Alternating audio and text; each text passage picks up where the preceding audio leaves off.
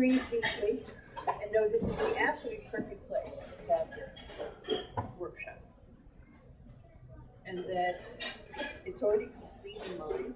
It's a wonderful experience for each person. And as we unfold this and as we accept this for ourselves, we settle in and we are completely open to accept and receive that which is true for us. If something doesn't feel right, don't worry about it. Just let it fall away. But if a concept or an idea is true for you, then you can accept it and you can use it. If something seems kind of different than you thought, ask the question in your mind, if this were true, if what I'm being told now were true, would I be a freer person? Would I be more free in my life? Would my consciousness be more free? So, with those things, we can basically stay together and present for what we're doing. I want to talk to the title of this workshop is The Science and Magic of Effective Prayer. And the reason this is true is because science in the last 30 years has come to recognize that the universe is much more like a great ball than like a big machine. Okay, so for a long time, for hundreds of years, people thought of the universe as something like a big machine. And as a big machine, it was predictable how it would work. And there was also the idea that sometimes it wouldn't work. Machines break down. Machines have parts that work. So this idea of having a big machine as the universe was what they called a Cartesian, after Descartes, René Descartes, a Cartesian worldview. With the advent of Albert Einstein's relativity, people started to rethink this. And Niels Bohr actually came up with the phrase that the universe is more like a great thought than like a great machine. A great thought rather than a great machine. And this is interesting because thoughts can change very rapidly. Well, as they continued to research, they started to find that the experimenter in all the experiments was influencing the experiments by their consciousness. And that their consciousness really determined the outcome of the experiment. So the scientific method, which says that you should be able to take an experiment, the experiment, note it all down, and then someone else should be able to take that experiment and replicate it. Do the same thing with the same results. Now, that sounds great, and that's been told to us as a scientific method for several hundred years now. Except that they know that depending upon who's doing the experiment and what their beliefs are and what their expectations of results are, that they influence the outcome. And if the experimenter influences the outcome, then it's not so neat and tight as they had originally conceived it to be.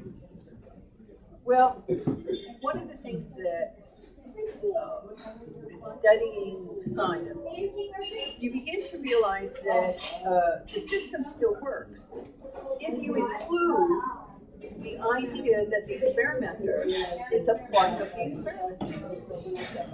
And it's a big part, it's a necessary part that influences the outcome. Today, when they're teaching quantum physics, they've rephrased some of these things a bit, and they say, quantum physics holds that whatever the relationship is between one place and another place in the experiment, the experimenter and the effects, that relationship is going to determine the outcome. Now, when we look at spiritual practice should be, since we're dealing with principles, just as scientists, we should be able to have predictable results from prayer, from our spiritual practice. And others should be able to study, how it's done, and be able to replicate it, be able to do it themselves, be able to apply it in other areas.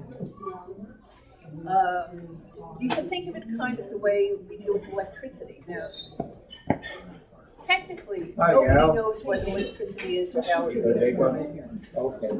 But we know certain rules and certain technologies to be harnessed in order to get something done. So we don't just have one light bulb, we have millions of light bulbs. And we don't just have one machine, we have many different machines, all running on electricity. The electricity is doing the work. And we're reaping the results of that. We're getting the benefit of that. People still don't know how electricity does this. But they know if you set it up a certain way, arrange it a certain way, you can harness it right around the world to accomplish something. Well, the same thing is true of prayer. Ernest Holmes, who was our founder, felt that people really didn't understand what it meant to pray. And so what he did was that he studied prayer and he studied the nature of human consciousness and said, here's the relationship. All religions teach that there is a spiritual belief, a spiritual presence, something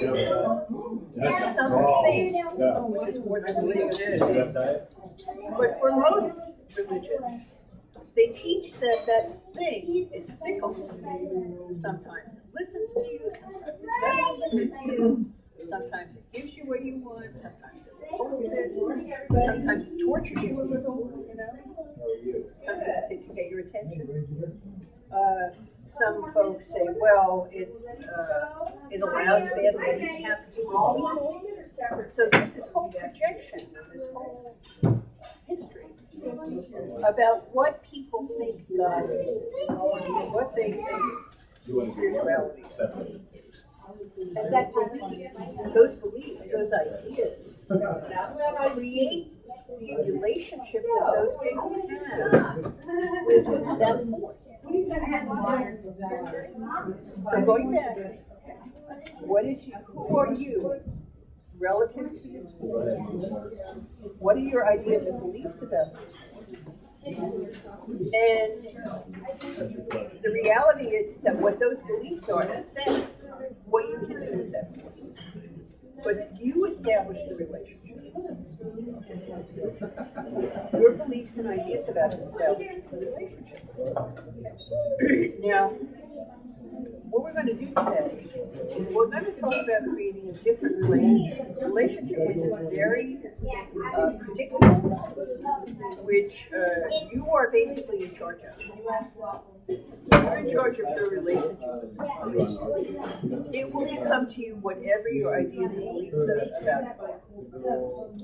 So you want to have a relationship which is cooperative, which is really serving the good that you need to give to them.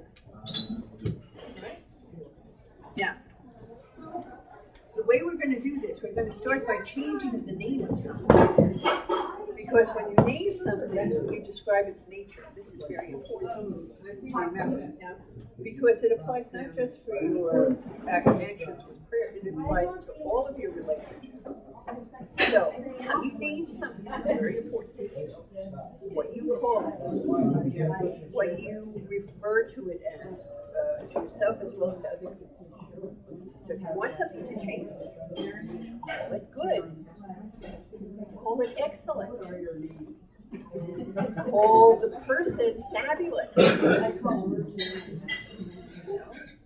This is, the Bible says